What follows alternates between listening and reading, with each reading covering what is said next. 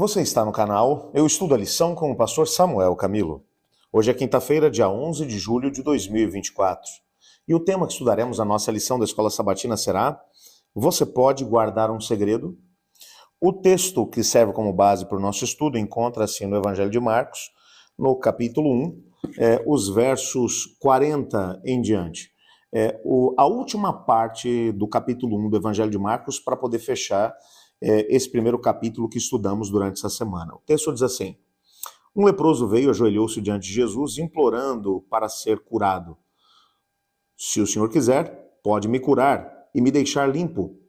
Cheio de compaixão, Jesus estendeu a mão e tocou nele. Eu quero. Respondeu: Seja curado e fique limpo. No mesmo instante, a lepra desapareceu e o homem foi curado. Então Jesus se despediu dele e com uma forte advertência lhe disse: Não conte isso a ninguém. Vá e apresente-se ao sacerdote para que ele o examine. Leve a oferta que a lei de Moisés exige pela purificação. Isso servirá como testemunho. O homem, porém, saiu e começou a comentar a todos o que havia acontecido.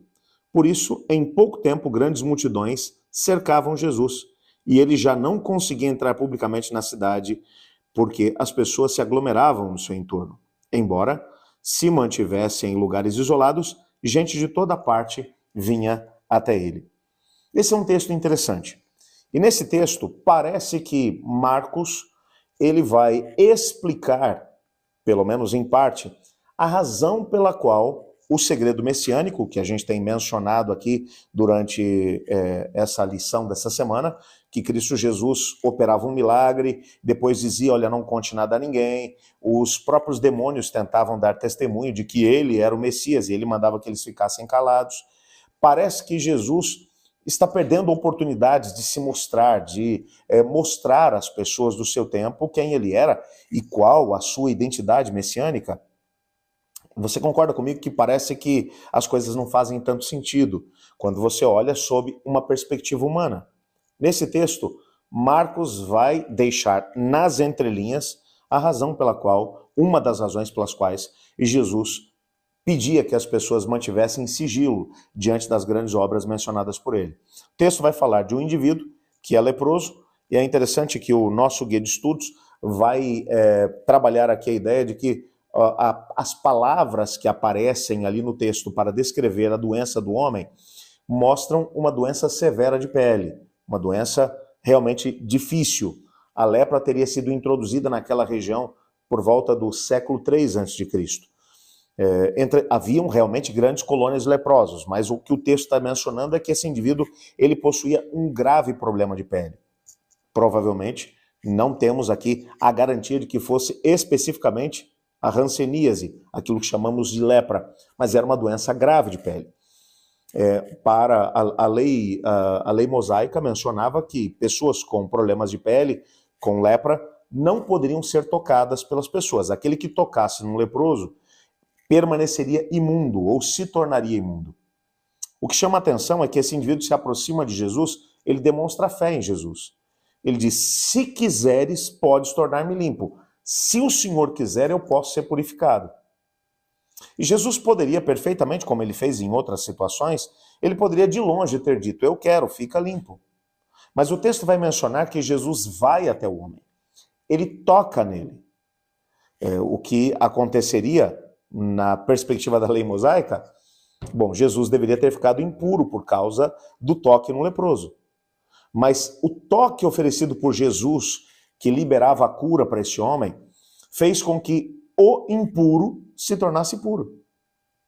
E Jesus, portanto, não se tornou impuro por causa da lepra daquele homem, mas o indivíduo que era impuro se tornou puro porque Jesus o curou daquela severa doença. E Jesus, repito aqui o conceito, Jesus não precisaria ter tocado nele para poder curá-lo.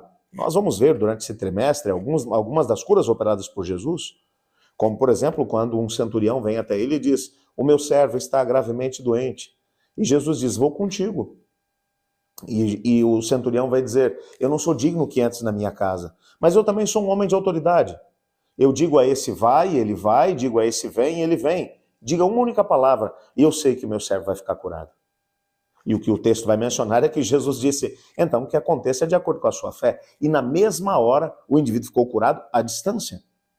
Jesus não precisava do toque, mas por que ele faz questão de tocar esse indivíduo nessas circunstâncias? Muito provavelmente esse indivíduo tenha passado por situações muito complicadas de exclusão social. Quanto tempo provavelmente esse indivíduo passou sem que qualquer pessoa que não tivesse lepra pudesse fazer um gesto simples como apertar a mão, dar um abraço, um toque?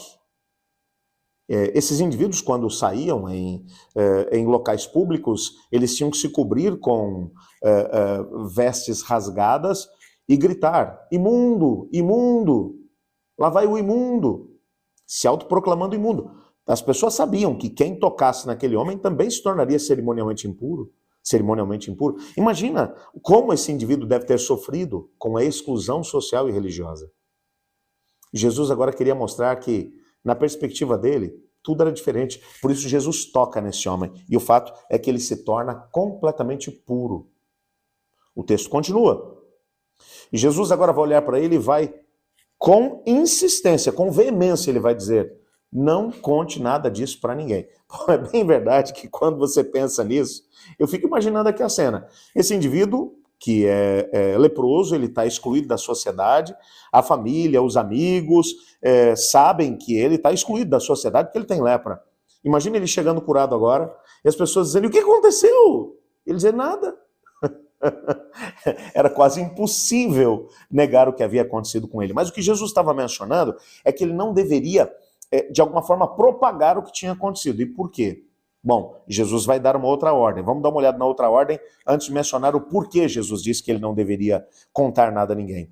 E Jesus diz, vá primeiro ao sacerdote e ofereça a oferta por purificação. Quando o indivíduo ele tinha suspeita de lepra, quem deveria fazer o diagnóstico seriam os sacerdotes. Somente um sacerdote poderia diagnosticar lepra ou não é lepra. Somente o sacerdote é que poderia dizer, olha, você vai ser excluído da sociedade, vai ter que viver longe das outras pessoas. As pessoas não podem tocar em você. Se o indivíduo ficasse curado, ele teria que vir até o sacerdote, para que o sacerdote pudesse fazer um novo exame e dizer, você está curado. Só o sacerdote tinha autoridade para poder dizer, esse indivíduo é puro ou impuro. Então agora Jesus vai dizer, vai até o sacerdote, deixa que ele faça ali o exame para poder diagnosticar que você realmente está curado e a partir daí oferece aquilo que deveria ser o sacrifício como testemunho de que você realmente foi curado. Havia todo um ritual que deveria ser seguido no que diz respeito a isso. Se você olhar para o nosso guia de estudos, aqui você vai encontrar todo tipo de leis. Levítico 14, por exemplo, vai falar a respeito dessas questões. Então, o que o indivíduo teria que fazer? Teria que ir até o sacerdote faria o exame e diagnosticaria, você está curado. Ok, então oferece agora o sacrifício para que tudo esteja resolvido, maravilha, pode ir para a tua casa. Era isso que ele deveria fazer. O texto diz que ao invés de fazer isso, ele começou a propagar em todos os lugares o que Jesus tinha feito. Por que Jesus tinha dito para ele não fazer isso? Porque o próprio preconceito dos sacerdotes, que já existia naquela época, poderia fazer com que o sacerdote, de alguma forma, não o diagnosticasse como purificado, só para não dar a mão à palmatória de que Jesus o havia curado. E o que aconteceu como consequência disso? O texto bíblico vai mencionar. Tantas pessoas vinham atrás de Jesus que ele já não pôde mais fazer aquilo que ele queria. A ênfase no Evangelho de Marcos, e bem como nos Evangelhos, é no ensinamento de Cristo Jesus. Jesus queria ensinar para as pessoas a respeito do reino. Mas agora as pessoas não queriam mais ouvir, elas só queriam ser curadas. E Jesus foi obrigado a sair daquela região, porque o indivíduo acabou contando para as pessoas que havia sido curado. Não é apenas chegou e disse assim, eu fui curado. Não, ele começou a propagar que Jesus o havia curado. Então agora as multidões iam atrás de Jesus apenas atrás do milagre. E no Evangelho de Marcos há um detalhe que a gente tem que entender.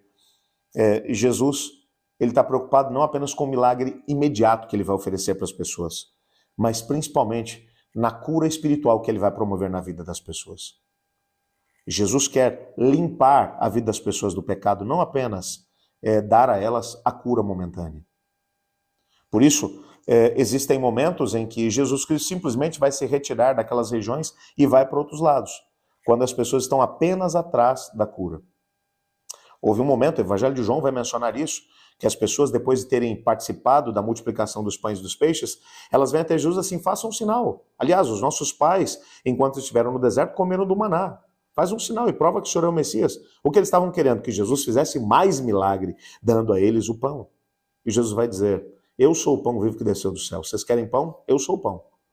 Quem comer da minha carne, beber do meu sangue, esse tem vida eterna. E a maior parte das pessoas foi embora, escandalizadas, porque eles queriam o milagre. Eles não queriam o que Jesus tinha para oferecer. O conteúdo do Evangelho e, ao mesmo tempo, o compromisso com ele mesmo. Por isso, a gente tem que estar muito atento quando a gente vê pessoas com uma ênfase exagerada na questão do milagre pelo milagre.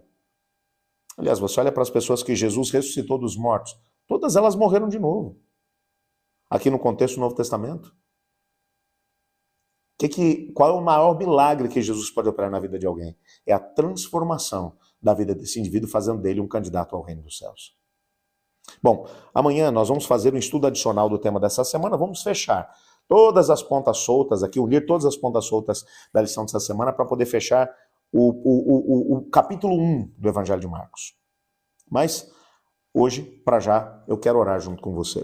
Se você precisa de uma intervenção da parte de Deus na tua vida, clame a Ele agora, enquanto nós oramos juntos. Obrigado, Pai, por tua palavra e pela certeza que temos de que o Senhor nos ama e quer o melhor para a nossa vida. Assim como o Senhor queria para aquele leproso há 2000 anos atrás. Ajuda-nos a podermos nos apegar a Ti. Aliás, entregamos diante do Senhor cada uma das nossas necessidades, pedindo que o Senhor possa responder de acordo com a tua vontade. Mas também pedimos uma coisa, Pai. Opera na nossa vida de uma forma tão extraordinária que a cura espiritual também aconteça em cada um de nós, bem como naqueles a quem amamos.